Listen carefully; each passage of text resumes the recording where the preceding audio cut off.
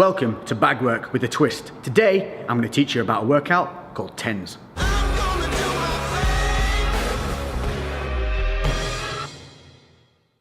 So what's up guys, and welcome to something a little bit different, and this is a heavy bag reps workout. Now what do I mean by that? What I mean is you don't need a timer. This is all about the number of punches you're going to be putting in. So this is basically something that's going to help you build that motor pathway to your punches. It's going to help you learn, but also it's going to be a good cardio workout, it's going to be a good muscular workout, and it's going to help you push those mental boundaries. So without further ado, let's get on and look at what we're doing today. First things first, equipment that you're going to need. Some simple gloves, 12 ounces to 16 will protect your hands enough for this. Most gyms will have them for you to borrow, so don't be afraid to ask. If not, you can get any old relatively inexpensive ones. I've got these Venoms, I think they're called the Venom Elite or something like that. I'll link them in the description below, simple Amazon buy, so check these out, I could recommend them. Number two is footwear. Make sure that you have something on your feet that's going to give you the support that you need. You do not want to be wearing running trainers. If that's all you've got, do it barefoot. That's absolutely fine, but if you want to invest in something cheap and cheerful, which I've used and has lasted me a long time, some of these bad boys. So these are some relatively inexpensive Lonsdale boots. Again, I'll link them in the description. They cost around £30–35. The last pair I had lasted me literally 3 to 4 years. I can't remember what, because I had them that bloody long. So this is specifically a heavy bag routine, and I'm going to show you why. This may look like a relatively heavy bag, but if we give it a little shot, you can see how much movement there is in that bag. Now, because we're going to be doing punching in numbers, we need something that's going to offer some resistance. Enter Big Red. If we hit Big Red, it doesn't go anywhere, and that's exactly what we want. We want our punches to be landing nice and solidly and transferring all our energy into the bag. If the bag swings or moves or is too thin and we miss, that's when we risk hurting ourselves. So the workout itself, it's called TENS. What does that mean? It's simple. We're going to do punches building up to 10. It doesn't mean 10 punches, you're going to be doing much, much more. But we're going to go from 1 to 10. We're going to go from jabs to hooks to combinations. Now this isn't about time, this is about numbers. So if you get tired, you suck it up, you reset, and you just keep driving through. This is going to be great for pushing through those mental barriers. Often, the body can keep going, but the mind quits. This type of training will help you push through those mental barriers and let you know that the body can keep going even when you feel tired. Additionally, this is going to help you build those motor pathways for learning to throw those punches correctly, because this one, again, is not only about time, it's not about speed either. So we're looking to get some good connections with the bag, we're looking to think about what we're doing with every punch, and we're looking to get better as time goes on. So the way TENS works is simply this, it's numbers of punches. We're going to start on the left side, then move to the right side. So each one is done individually. You're going to start with a single jab, then you're going to do 2 jabs, then 3, all the way up to 10. Then switching to the right side, we're going to start with the straight right, 1, all the way up to 10. Then we go hook, hook, and then we go into the combinations of just 1, 2s. So you're going to be throwing a lot of punches here, but what I want you to do is reset with every single punch. I don't want you just throwing like this, nice and short and sharp. You want to be extending through with every punch, resetting every time. That's going to help you build those motor pathways and good habits, so that when you do the bag work that's free and timed and you're moving around, your natural instinct is going to be to throw that punch correctly and keeping that guarded hand up. Now, if you're new to the bag work, or you just need a little bit of a reminder, I'm constantly reminding myself to do things, that's the only way we learn. Let's just start with the foot placement and how we should be throwing these punches. So, taking a look at the feet. Front foot wants to be planted, back foot wants to be slightly elevated. We're going to be rotating our hips through the punches, and we drive through that back foot. So we want to avoid is leaving the floor at any time. A lot of people have a tendency to jump whilst punching. So we want to stay planted, we're going to roll through. I'm right-handed, so my left side is my lead side. If you happen to be southpaw, obviously your right side would be your lead side, and that would be your lead leg. But for me, left leg is the lead leg. From here, I'm going to keep my hands up high, keeping my guard. And you can see my left shoulder is further forward than my right shoulder. So we're not standing square on. From here, what we're going to do is we're going to throw the punch out. We're going to roll the hips through. We're going to keep this right hand up, and then we're going to return back in a straight line to the chin. These are the mechanics that we want to start building in and making a good habit. So I'm making sure that I maintain my distance, because at this point I'm probably a little bit tired. So just making sure that distance stays and I'm not stepping too close. At any point, if you do step in too close, just reset and stand back out. It should go something like this. 1, 2.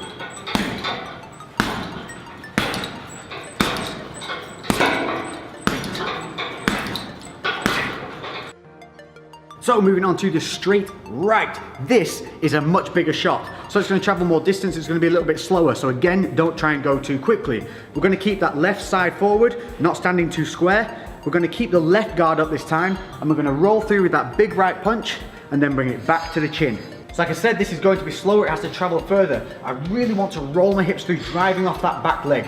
So, the right one, keeping that distance, making sure that you've got that range coming through, bang, bringing that left hand up to guard. So as you come through, get in the habit of just popping that left hand up.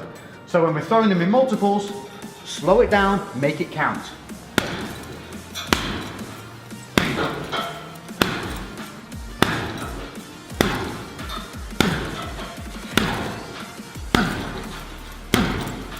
And you can see how I'm not throwing that too quickly, I'm resetting, I'm thinking about my foot position. If I lose foot position or I wobble off, don't worry about it.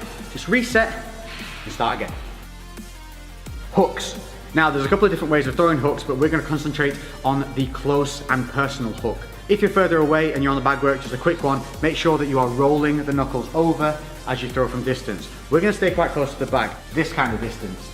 The reason I want you to stay close to the bag is to reduce tweaking the shoulder or hurting your hands. So foot positioning always stays the same. Front foot planted, back foot up, rolling through the hips. Now with the hooks, we can give a little bit of a wind up here. We're just gonna, for the left hook, drop, and then we're gonna come up, keeping the elbow high and hook through. So I want to just develop a bit of an exaggerated habit of bringing that elbow up and high.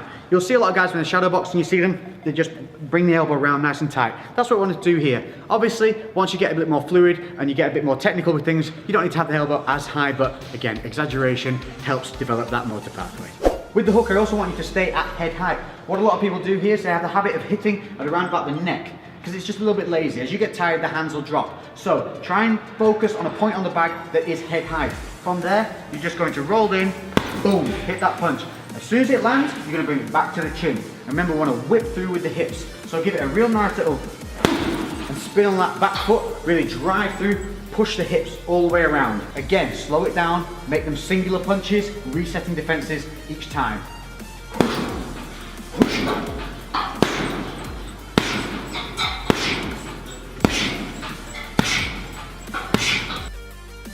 Now if you're like me, one of your hooks will feel more comfortable than the other. For me, my left hook's very natural, but the right hook seems to feel a little disconnected because it's traveling further.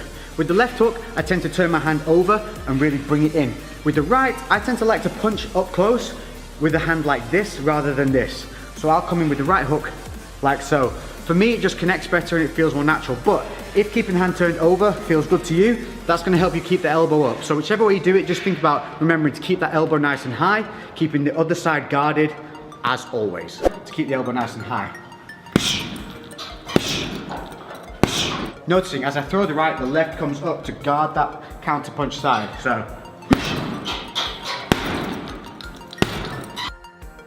So by now, the sweat should be flowing, you should be feeling it in the lungs, and we're gonna move on to a 1-2 combination. Nice and simple. So for this, you're gonna be doing one punch straight after the other. You're gonna be coming in with a jab, then rolling back through with the straight right.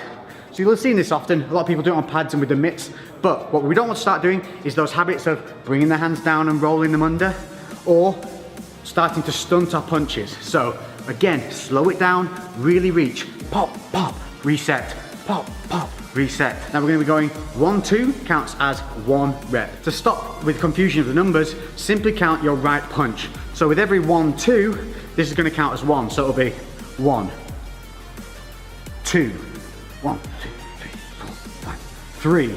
Make sense? It looks something like this. Always keep the hands up as well. As you get tired, your hands are going to want to drop. So don't let that happen. So here we go. 1, 2, 3. Always counting that right hand. So now when I get to 4, it's actually 8 punches. I'm only going to count the right. 1, 2, 3, 4. So by the time you get up to 10, you're actually going to be doing 20 punches.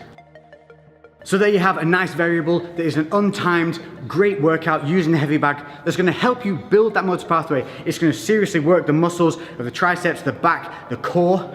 Make sure that you're driving through your legs. Make sure that guard stays up. Don't let the hands drop. Break those mental boundaries. I've been Lex. If you've enjoyed this, make sure to hit that like button. Comment below with anything else you'd like to see on the bag or any questions you might have. And I'll catch you guys in the next episode. I'm out.